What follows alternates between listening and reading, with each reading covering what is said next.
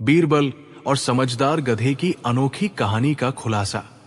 आगरा का दरबार सजा हुआ था। बादशाह अकबर अपने सिंहासन पर विराजमान थे। चारों ओर दरबारी अपनी अपनी कलाओं और चालाकियों का प्रदर्शन कर रहे थे। लेकिन इन सब के बीच एक शख्स ऐसा था जिसके दिल में बीरबल के खिलाफ नफरत की आग सुलग रही थी। वो था मिर्जा बेग। मिर्जा बेग बादशाह का एक दूर का रिश्तेदार था और खुद को बीरबल से कहीं अधिक बुद्धिमान मानता था। उसे इस बात की चिढ़ थी कि बादशाह हर छोटे बड़े मामले में बीरबल की सलाह क्यों लेते हैं।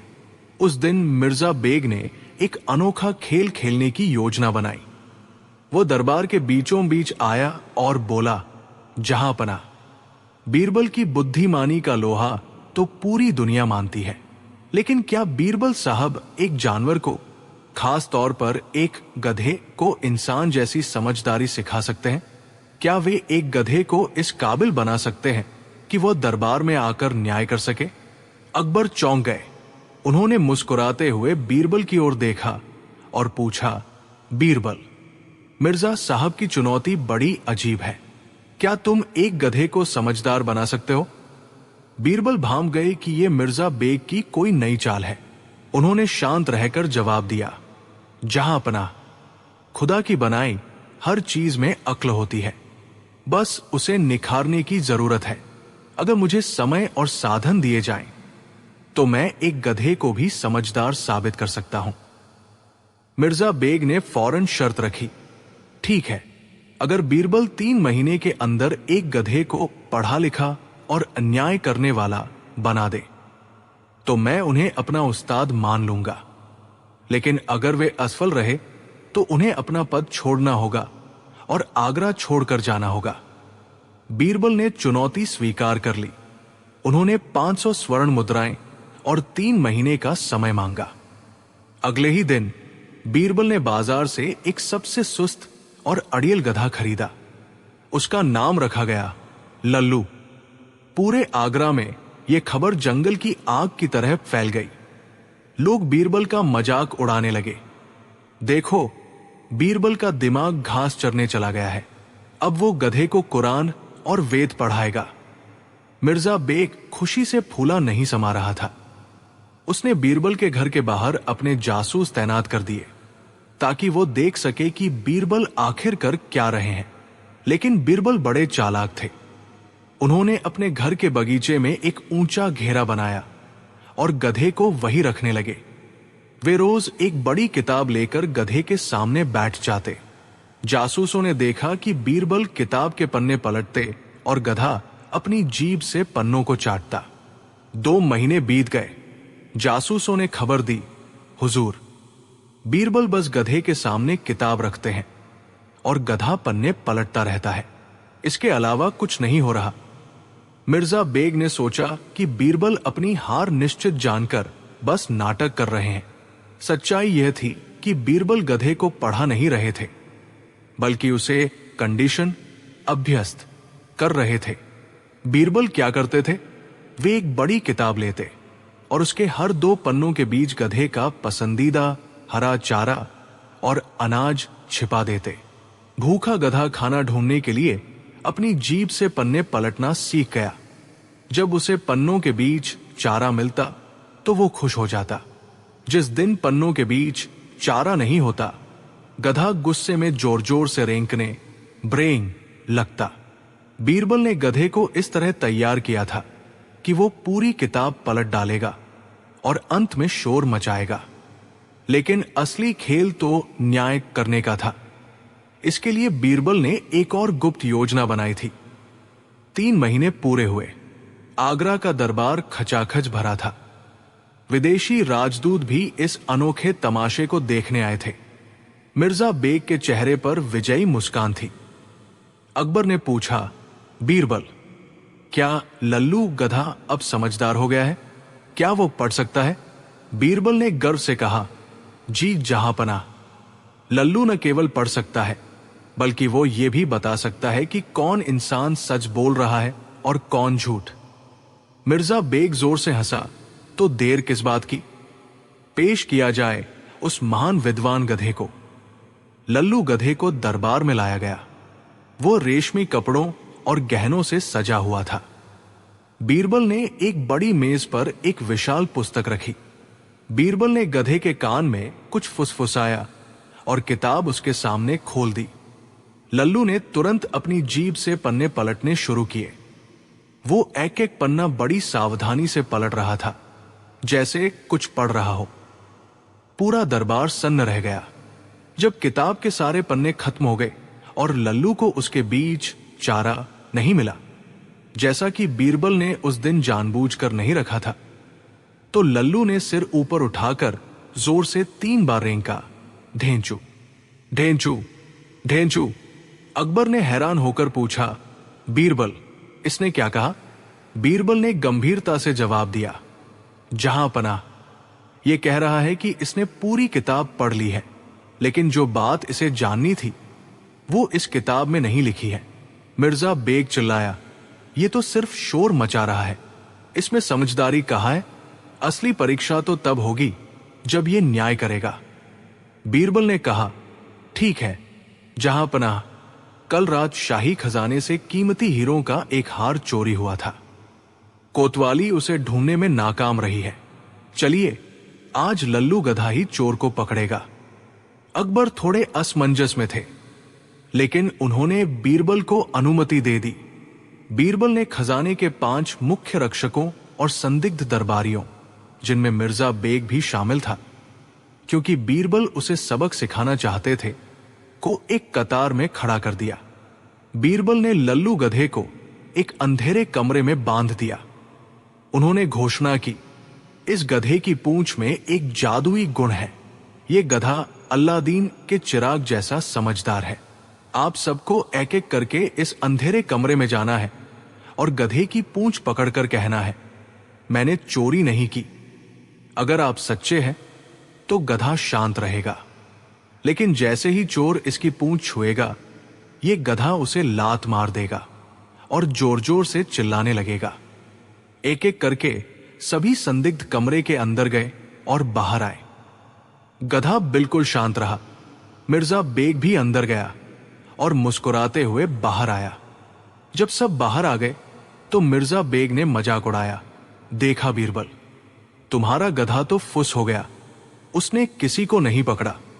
बीरबल मुस्कुराए। उन्होंने कहा, जहां पनाह, गधे ने अपना काम कर दिया है, चोर पकड़ा जा चुका है। अकबर ने पूछा, कैसे? गधा तो एक बार भी नहीं रेंका। बीरबल बोले, जहां पनाह, सब लोग अपने अपने हाथ आगे करें। जब सबके हाथ देखे गए तो सबके हाथों पर काला रंग लगा था, लेकिन शाही खजांची रॉयल ट्रेजरर के हाथ बिल्कुल साफ थे। बीरबल ने खुलासा किया, जहां पनाह, मैंने गधे की पूंछ पर काला रंग और एक खास इत्र सेंट लगा दिया था। जो लोग निर्दोष थे उन्हें गधे की लात का कोई डर नहीं था, इसलिए उन्होंने अंधेरे में जाकर निडरता से पूंछ को छुआ और उनके हाथों पर काला रंग लग गया। लेकिन असली चोर, जो कि खजांची है, वो इतना डर गया था कि उसे लगा जैसे ही वो पूंछ छुएगा, गधा चिल्लाने लगेगा। इसलिए उसने पूंछ को छुआ ही नहीं और बस आवाज निकालकर बाहर आ गया। खजांची तुरंत अकबर के पैरों में गिर पड़ा और चोरी कबूल कर ली। पूरा दरबार बीरबल की जय जयकार करने लगा। मिर्जा बेग का चेहरा पीला पड़ गया था। अकबर ने बीरबल से पूछा, बीरबल, चोर तो पकड़ा गया, लेकिन उस किताब पढ़ने वाली बात का क्या रहस्य था? बीरबल ने हंसते हुए सबको बताया, जहां पनाह, गधा कभी पढ़ नहीं सकता। मैंने तो बस उसे पन्नों के बीच चारा ढूंढने की आदत डाली थी। उस दिन पन्ने खाली थे, इसलिए वो गुस्से में रेंकने लगा। मैंने तो बस उसकी स्वाभाविक प्रतिक्रिया को बुद्धिमानी का नाम दे दिया। अकबर ने पूछा, और वह जो तुमने उसके कान में फुसफुसाया था? बीरबल ने कहा, हुजूर, मैंने उसके कान में बस इतना कहा था कि मूर्ख, आज चुपचाप पन्ने पलट दे, शाम को तुझे दोगुना चारा मिलेगा। अकबर ठाका मारकर हंसे। मिर्जा बेग शर्मिंदगी के मारे दरबार छोड़कर भाग गया। बुद्धि ही सर्वोपरि है। बीरबल ने साबित किया कि जानवर समझदार नहीं होते, बल्कि एक बुद्धिमान व्यक्ति अपनी चतुराई से किसी भी स्थिति को अपने पक्ष में मोड़ सकता है। अपराध बोध, गिल्ट चोर का अपना मन ही उसका सबसे बड़ा गवाह होता है। खजांची की चोरी के डर ने ही उसे पकड़ा दिया। अंधविश्वास बनाम तर्क। बीरबल ने जादुई पूंछ का डर दिखाकर दरअसल लोगों के मनोविज्ञान, साइकोलॉजी का परीक्षण किया। ईर्ष्या का पतन, दूसरों को नीचा दिखाने की कोशिश करने वाला इंसान मिर्जा बेग अंत में खुद ही मजाक का पात्र बनता है। बीरबल ने उस गधे लल्लू को आजाद नहीं किया, बल्कि उसे मिर्जा बेग के घर भिजवा दिया और संदेश भेजा। बीरबल और किसान की अजीब शिकायत का अनोखा फैसला। जेठ का महीना था। आगरा की गलियां गर्मी से तप रही थी। यमुना किनारे स्थित बादशाह अकबर का किला अपनी भव्यता के साथ खड़ा था। दरबार लगा हुआ था, लेकिन गर्मी के कारण दरबारियों के चेहरे मुरझाए हुए थे। खुद बादशाह सलामत भी आज कुछ थके हुए लग रहे थे। तभी दरबार के द्वारपाल ने आकर सूचना दी, जहां पनाह, एक किसान द्वार पर खड़ा है। वो बहुत दूर से आया है और उसका कहना है कि उसकी शिकायत इतनी अजीब है कि केवल आप या बीरबल साहब ही उसे सुलझा सकते हैं। अकबर ने उत्सुकता से कहा, उसे भीतर पेश किया जाए। किसान दरबार में दाखिल हुआ। उसका नाम माधव था। माधव ने झुककर बादशाह को सलाम किया और कांपती आवाज में बोला, हुजूर, मैं एक गरीब किसान हूं, लेकिन आज मेरे साथ जो हो रहा है वो किसी अन्याय से कम नहीं है। मेरा पड़ोसी, जो एक अमीर व्यापारी है, उसने मेरी धूप चुरा ली है। पूरा दरबार ठहाकों से गूंज उठा। धूप चुरा ली? क्या कोई सूरज की रोशनी भी चुरा सकता है? दरबारी आपस में कानाफूसी करने लगे। अकबर ने भी मुस्कुराते हुए पूछा, माधव, होश में तो हो? सूरज की धूप खुदा की देन है, उसे कोई कैसे चुरा सकता है? माधव ने हाथ जोड़कर कहा, जहांपनाह, मामला थोड़ा पेचीदा है। मेरे खेत के ठीक बगल में लाला धनीराम का एक बहुत बड़ा बगीचा है। उस बगीचे के किनारे पर एक विशाल बरगद का पेड़ लगा है। लाला ने वो पेड़ मुझे 3 साल पहले 500 स्वर्ण मुद्राओं में बेचा था, क्योंकि उसे पैसों की जरूरत थी। मैंने पेड़ खरीदा, उसकी देखभाल की, लेकिन जमीन लाला की ही रही। अकबर ने सिर हिलाया। ठीक है, फिर समस्या क्या है? माधव बोला, हुजूर, अब लाला कहता है कि मैंने सिर्फ पेड़ खरीदा है, उसकी छाया नहीं। दोपहर के समय जब उस पेड़ की ठंडी छाया लाला की जमीन पर पड़ती है तो वो वहां आकर सो जाता है। जब मैं अपने पेड़ की छाया में आराम करने जाता हूं तो वो मुझे भगा देता है। उसका कहना है कि छाया उसकी जमीन पर पड़ रही है, इसलिए छाया पर उसका हक है। इतना ही नहीं जहांपनाह, अब वो मुझसे उस छाया में बैठने का किराया मांग रहा है। अकबर चकित रह गए। उन्होंने बीरबल की ओर देखा, जो मंद मंद मुस्कुरा रहे थे। अकबर ने कहा, लाला धनीराम को तुरंत हाजिर किया जाए। कुछ ही देर में लाला धनीराम दरबार में हाजिर हुआ। वो एक मोटा रेशमी कपड़े पहने हुए चतुर व्यक्ति लग रहा था।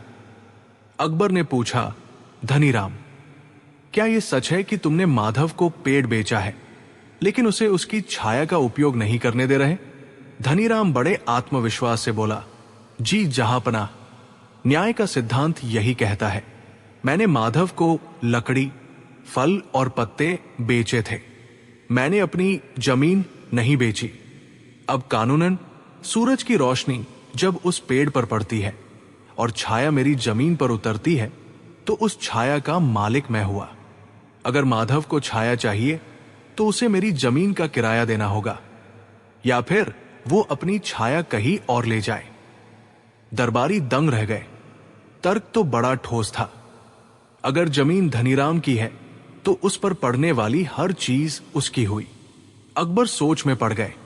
उन्होंने बीरबल की तरफ इशारा किया, बीरबल, अब तुम ही बताओ, क्या कोई पेड़ की छाया का मालिक हो सकता है?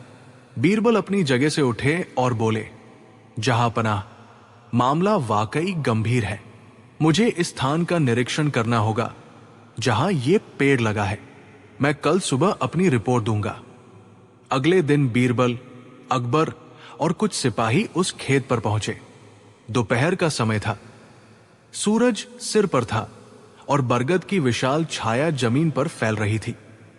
बीरबल ने माधव और धनीराम दोनों को बुलाया।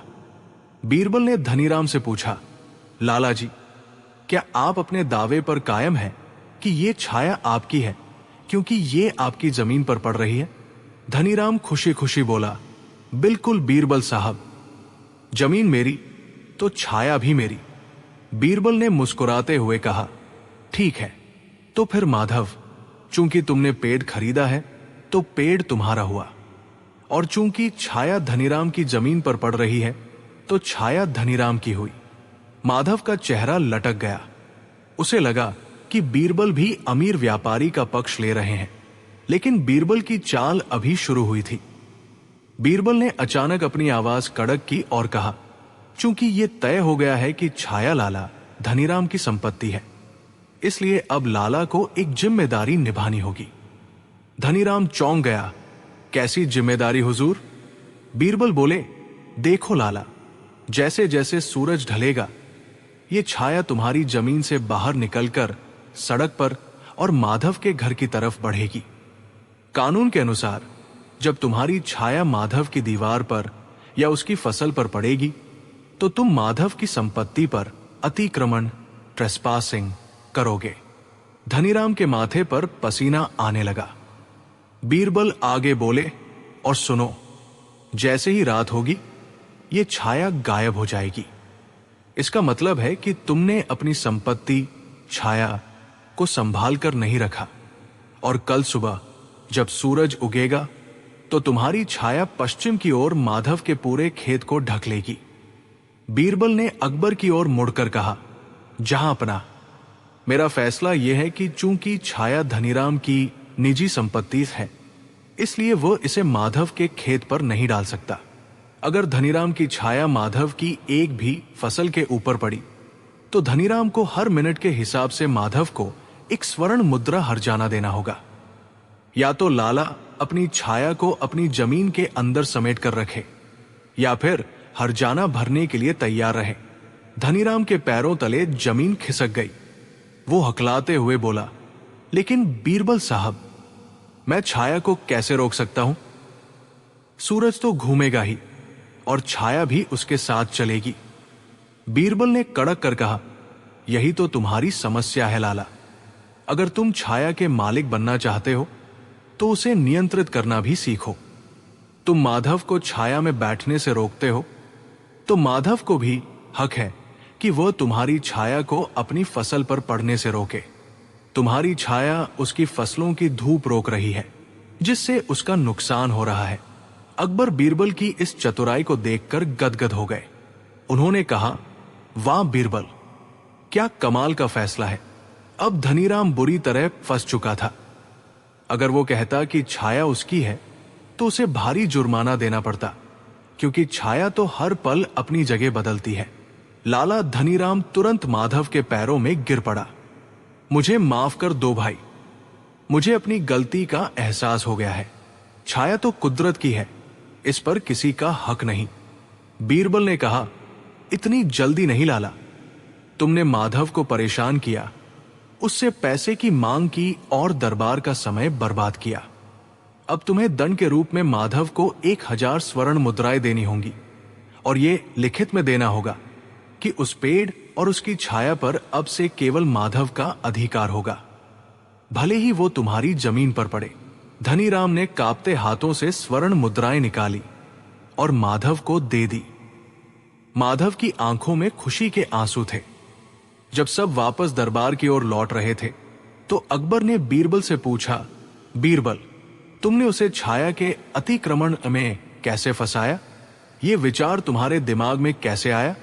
बीरबल ने मुस्कुराते हुए जवाब दिया, जहांपनाह, जो इंसान कुदरत की मुफ्त चीजों पर अपना हक जताकर दूसरों को परेशान करता है, उसे कुदरत के ही नियमों से डराना पड़ता है। लाला धनीराम जमीन का टुकड़ा तो नाप सकता था, लेकिन सूरज की चाल को नहीं। बस मैंने उसे उसकी सीमाएं याद दिला दी। अकबर ठाका मारकर हंसे और बोले, सच है बीरबल, तुम्हारी बुद्धि के सामने तो सूरज की रोशनी भी फीकी पड़ जाती है। लालच का बुरा परिणाम। लाला धनीराम ने थोड़े से लालच में आकर अपनी प्रतिष्ठा खोई और उसे उल्टा दंड भी भुगतना पड़ा।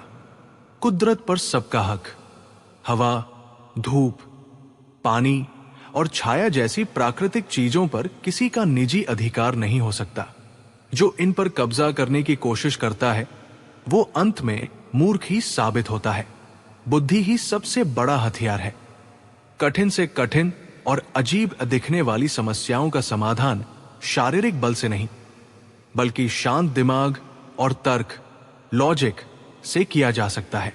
जैसे को तैसा बीरबल ने धनीराम के ही कुतर्क को उसके खिलाफ इस्तेमाल किया, जिसे जैसे को तैसा, टिट फॉर टैट का बेहतरीन उदाहरण माना जा सकता है।